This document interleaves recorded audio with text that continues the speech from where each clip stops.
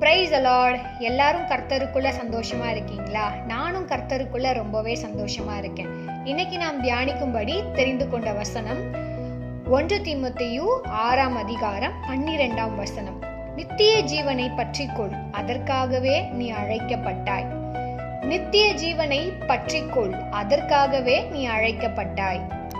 மத்தேயு 19ஆம் அதிகாரம் 16ஆம் வசனத்தில் ஒரு வாலிபன் வந்து, போதகரே, நித்திய ஜீவனை அடைவதற்கு நான் என்ன செய்ய வேண்டும் என்று கேட்டான்.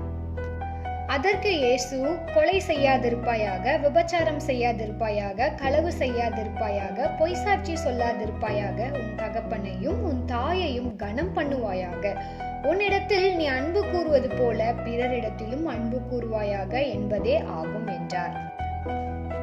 அதற்கு அந்த வாலிபன், இவைகளை எல்லாம் என் சிறு வயது முதல் கை கொண்டிருக்கிறேன் என்றான்.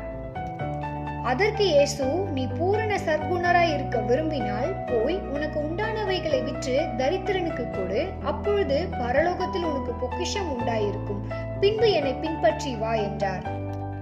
அந்த வாலிபனோ மிகுந்த ஆஸ்தி உள்ளவனாய் இருந்தபடியினால் இந்த வார்த்தையை கேட்டவுடன் துக்கம் அடைந்து போய்விட்டான்.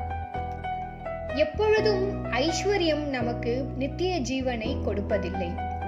மத்தேயு 19ஆம் அதிகாரம் 23ஆம் வசனத்தில் இப்படியா எழுதப்பட்டிருக்கிறது, இயேசு தம்முடைய சீஷர்களை நோக்கி, ஐஸ்வர்யவான் பரலோக ராஜ்யத்தில் பிரவேசிப்பது அரிது என்றார். பணப்பிரியராய் இருப்பதை தேவன் விரும்புகிறதே இல்லை. 1 தீமோத்தேயு 6ஆம் அதிகாரம் 10ஆம் வசனத்தில் இப்படியா எழுதப்பட்டிருக்கிறது, பண ஆசை எல்லா தீமைக்கும் வேறாயிருக்கிறது. தேவைகளை பூர்த்தி செய்ய மட்டுமே பணம், தேவையே பணமாக மாறக்கூடாது. உண்ண உணவும் உடுக்க உடையும் போதும் என்று இருக்க கடவுள். உலகத்திலே நாம் ஒன்று கொண்டு வந்ததும் இல்லை, இதிலிருந்து நாம் ஒன்று கொண்டு போவதும் இல்லை. எனவே 1 தீமோத்தேயு 6ஆம் அதிகாரம் 6ஆம் வசனத்தில் எழுதப்பட்டது போல போதும் என்கின்ற மனதோடு கூடிய தேவ பக்தியை மிகுந்த ஆதாயம்.